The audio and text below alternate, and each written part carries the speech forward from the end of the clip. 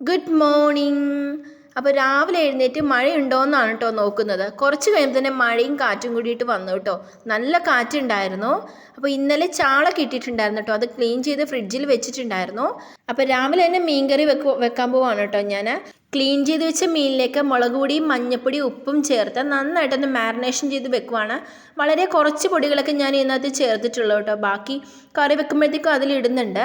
അപ്പോൾ അതിനുള്ള സാധനങ്ങളൊക്കെ ഞാൻ എല്ലാം കട്ട് ചെയ്ത് വെച്ചിട്ടുണ്ട് കേട്ടോ. ഇഞ്ചി, പച്ചമുളക്, വെളുത്തുള്ളി, ഉള്ളി, തക്കാളിയൊക്കെ ഞാൻ കട്ട് ചെയ്ത് വെച്ചിട്ടുണ്ട്.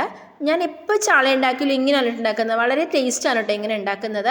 നിങ്ങളുടെ നാട്ടിലൊക്കെ ചാളയ്ക്ക് എന്താണ് പറയുന്നത്? ചില സ്ഥലങ്ങളിലൊക്കെ മത്തി എന്നും കേട്ടിട്ടുണ്ട്. അപ്പോൾ എന്തായാലും നമ്മുടെ നാട്ടിൽ ചാള എന്നാണ് കേട്ടോ പറയുന്നത്. അപ്പോൾ ഇതേ ചട്ടി അടുപ്പത്ത് വെച്ചിട്ടുണ്ട്. അപ്പോൾ വെളിച്ചെണ്ണ ഒഴിച്ചു. ഇഞ്ചി, പച്ചമുളക്, ഉള്ളി, വെളുത്തുള്ളിയൊക്കെ ഇട്ട് നന്നായിട്ട് വഴറ്റുവാണ് കേട്ടോ. അതുപോലെ തന്നെ ഞാൻ ഈ ചാളക്കറി വെക്കുന്നത് തേങ്ങാപ്പാൽ ഒഴിച്ചിട്ടാണ് കേട്ടോ. നിങ്ങൾ ആരെങ്കിലും തേങ്ങാപ്പാൽ ഒഴിച്ച് ചാളക്കറി വെക്കാറുണ്ടോ? ഉണ്ടെങ്കിൽ ഒന്ന് കമൻറ്റ് ചെയ്തേക്കണേ.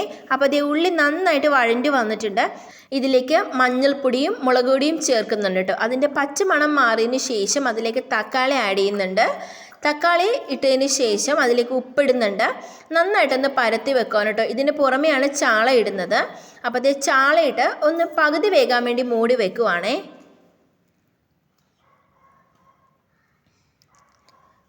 അപ്പോൾ ഇത് പകുതി വെന്തിട്ടുണ്ട്. അതിലേക്ക് നല്ല കട്ടിക്കുള്ള തേങ്ങാപ്പാൽ ഒഴിക്കുന്നുണ്ട് കേട്ടോ.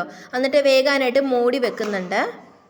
ഞാൻ വേപ്പിലിടാനായിട്ട് മറന്നുപോയി. അപ്പോൾ വേപ്പിലയും കൂടി ഇട്ട് മൂടി വെക്കുവാണ് കേട്ടോ. അപ്പോൾ അത് നമ്മുടെ കറി റെഡി ആയിട്ടുണ്ട്. അവസാനം കുറച്ച് പച്ച വെളിച്ചെണ്ണയും കൂടി ഒഴിച്ചെടുക്കാം കേട്ടോ. എന്തിൻ്റെ കൂട്ടത്തിൽ വേണമെങ്കിലും ഇത് പോകുവേ.